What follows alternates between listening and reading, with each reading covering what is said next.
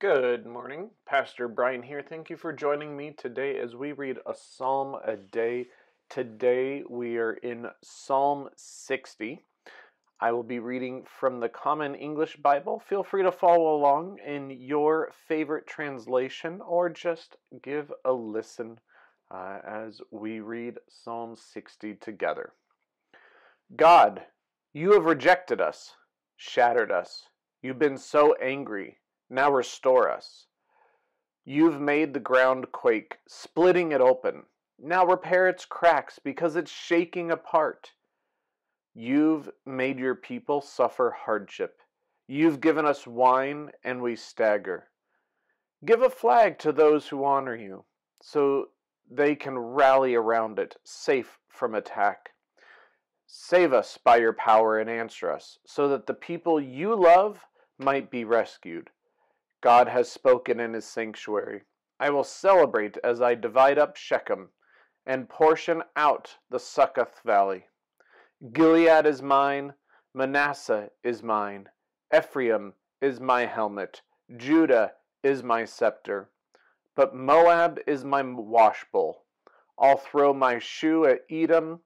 I shout in triumph over Philistia.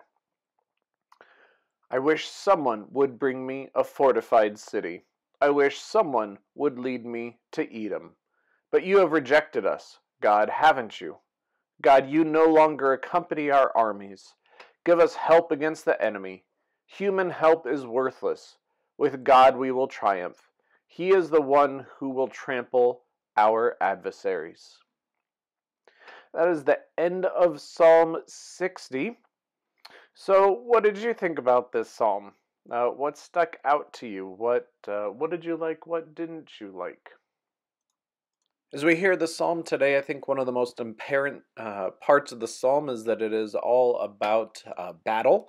And so I think just kind of what I get out of it is because it sounds similar to one we read. So what I get out of this psalm specifically is, again, because of the Ark of the Covenant, because of the way in which God talked about providing the promised land,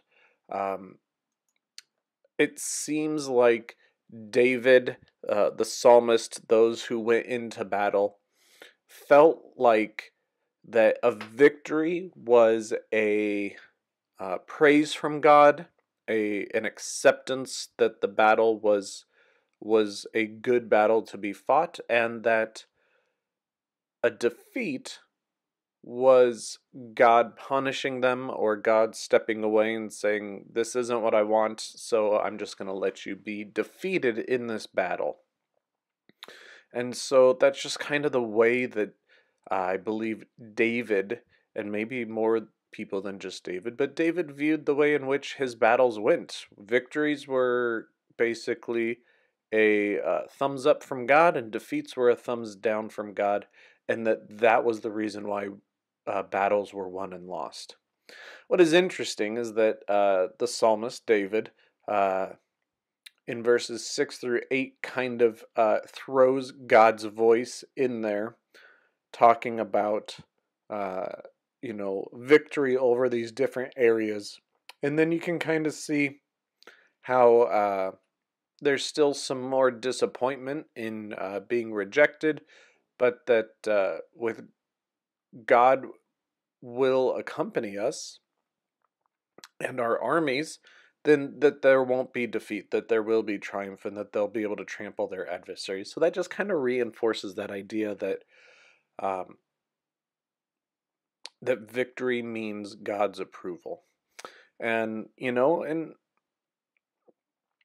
I think, obviously we don't, at least I don't think anyone in here listening to these thinks that going to battle, to war, and having a victory is God's acceptance of that endeavor. But when we look at the things that we do in the ministries that we do, I don't think that we can, or just everyday things as well. It doesn't have to be specific ministry settings, but we get that same way of thinking, I think, is what I really pull out of this text, is that, I was doing this thing and it's not going well. Well, maybe that's, maybe we don't see it as God's rejection, but we do see it as, well, maybe that wasn't the right thing to do. Maybe I shouldn't be doing that. Maybe I should be doing something else with my time. And so I really feel that we can translate this psalm into something that does make sense to us. You know, I was doing this thing, God, and I just kept doing it, and no one came, no one showed up, no one was interested in it, or they came and then they didn't never come again. And so then we kind of beat ourselves up about it. Why did I lose? Why didn't things work out the way that I thought they would? And so we kind of blame ourselves and sometimes blame God, or just at least wonder, God, I did all the right things. Why wasn't this happening? And so we need to not be so harsh on ourselves about things, and just understand that maybe it wasn't the right time, maybe it wasn't the right place, and maybe we need to move on to something different and something better for ourselves, and maybe something that will benefit the other people as well.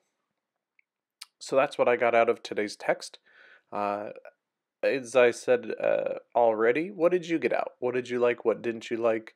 Uh, was my commentary helpful? Write it down. Share it with a friend. Share it with us. Take care of yourselves. Stay safe. And God bless.